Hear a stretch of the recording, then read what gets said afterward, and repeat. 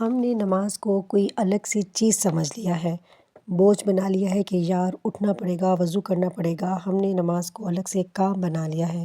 ارے نہیں، الگ سے نہیں، نماز کو روٹین ورک بنائیے، نماز کو وے آف لائف بنائیے، کیونکہ نماز ایک بدنی عبادت ہے۔ نماز دن میں 5 مرتبہ ہر مسلمان مرد، عورت اور بچے پر فرض ہے۔ نماز کے بے شمار فوائد ہیں۔ It has numerable benefits having deep positive impacts in each and every sphere of life۔ نماز پڑھنے سے چہرے پر نور آتا ہے، نماز مصیبتوں کو دور کرتی ہے۔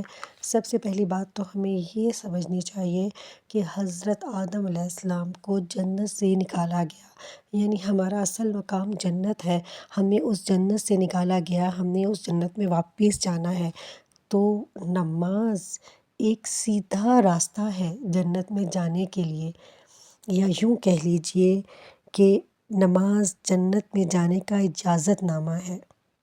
نماز بے حیائی، بے پردگی سے روکتی ہے، نماز گناہوں سے روکتی ہے، نماز ہمارے نامہ اعمال میں نیکیوں میں اضافہ کرتی ہے، اور نماز ہمیں دوزخ کی آگ سے بچانے کا ذریعہ ہے، قبر کی دہشت کو ختم کرتی ہے۔ بس ہمیں چاہیے کہ جب نماز کا وقت آ جائے تو خود بخود سب کچھ چھوڑ کر نماز کے لیے اٹھنا ہے، نماز پڑھنی ہے۔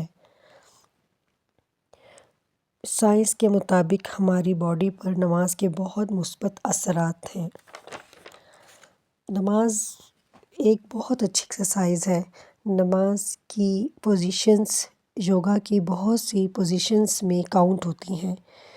اس میں 3 اہم بڑی ایکسرسائزز ہیں کہ جب ہم رکوع میں جاتے ہیں تو اس میں ہماری کمر فٹ رہتی ہے، ہماری ریڑھ کی ہڈی مضبوط ہوتی ہے۔ دوسری ایکسرسائز یہ ہے کہ جب ہم اتحیاتوں پڑھتے ہیں کے لیے بیٹھتے ہیں، اتحیاتوں کے لیے بیٹھتے ہیں، اور ہمارے اس بیٹھنے کے انداز سے ہمارے گھٹنے مضبوط ہوتے ہیں۔ تیسری ایکسرسائز یہ کہ جب ہم اپنا سر زمین کی طرف لے کے جاتے ہیں، یعنی کہ جب ہم سجدے میں جاتے ہیں تو زمین کی گریوٹی ہمارا سٹریس اپنی طرف کھینچتی ہے، جس سے ہمارے دل و دماغ کو سکون ملتا ہے۔